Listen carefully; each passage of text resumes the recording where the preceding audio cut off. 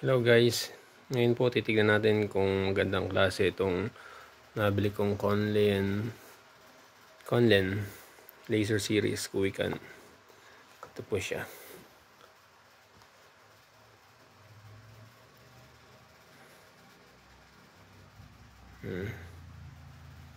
Conlen Laser Series siya, ibig sabihin yung pagkakadesign niya ay laser ginamit. Ito mong ganda po. May abalone shell yung part na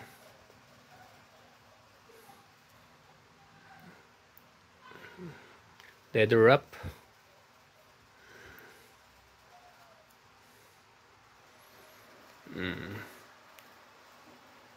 Ayan.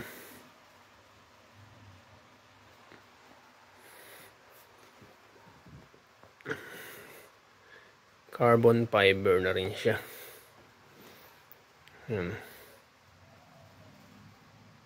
Conlen.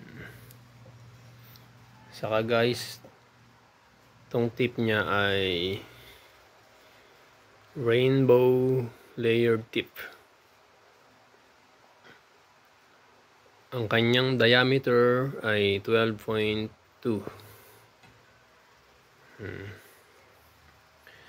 Tapos ang kanyang joint ay radial pin.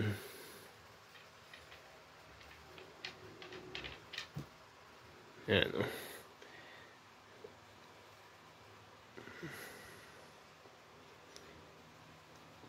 Ano to, 3.8 by 8. Pwede nyo po yung salpakan ng kung sawa kayo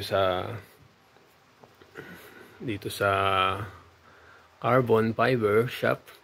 Pwede kayo magpagawa bumili ng wooden shop. Yung ba kasi sanay sa wooden shop. Bali ngayon tatry ko ang carbon fiber. Ito po yung bago nila ng Conlen. Ito po ay worth of $299. Ang ganda po niya. Yan po ang pagkakaiba ng laser series sa mga handmade. Ito po talaga ay perfect ang pagkaka-engrave. Inlay din po siya. At hindi masyadong malalim ang pagkakabaon niya dahil mas maganda po yung ganun para mas solid pa rin yung kanyang wood. Ang wood pala nito ay North American hard. At pwede po niyang dagdagan yung weight. Tanggalin nyo lang po to. Nandiyan po yung weight sa loob. Then may kasama na pong extension to. Pero bukod din syempre ang babayaran dun. Ayan. Ito yung extension niya. Actually, Craycal itong extension. Pero the same lang sila ng manufacturer, Conlen at J Flowers. Ito po, sakto po yan. Hindi na po kailangan tanggalin tong bumper. Sok po yan, ikot nyo lang yan. At yan, ipipit na po. Meron na kayong ready. Ayan po. Yan. Extension. Yan.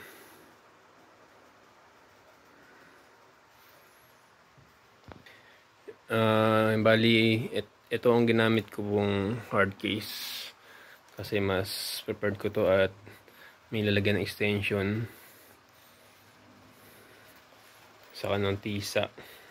Or kahit anong accessories na pwede nyo dalhin. Kasi yung stock po niyan, ang kanyang pre ay walang mga packet. Yan po.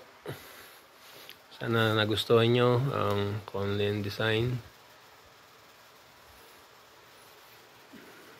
Ang bigat po nito ay 19.7 kasi nagdagdag ako ng weight Q.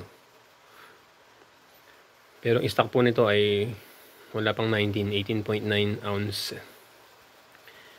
Pero may nabibili pong mga weight Q bolt sa Lazada or Shopee. Pero po ang ginawa ko po ay pumunta lang ako sa hardware, mas mura pa. At ang bibili nyo po ay 10.2 ang diameter ng kanyang bolt para sumakto sa kanyang nalagyan ng weight.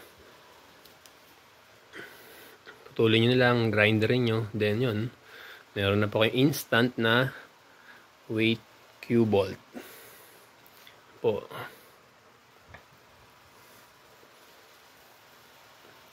Pero bala ko sana magpalit ng Q-tip nito eh. Medyo matigas. Mas gusto ko po yung mga medium or soft na tip. Ito kasi parang hard to eh. Kaya pag tumama to sa ball, parang rainbow to eh. Rainbow gawa din ng Conlen. Pag tumama sa bola, parang medyo hindi ko feel masyado. Pero maganda siya sa mga draw shot. Solid din ang tama niya. Yan po.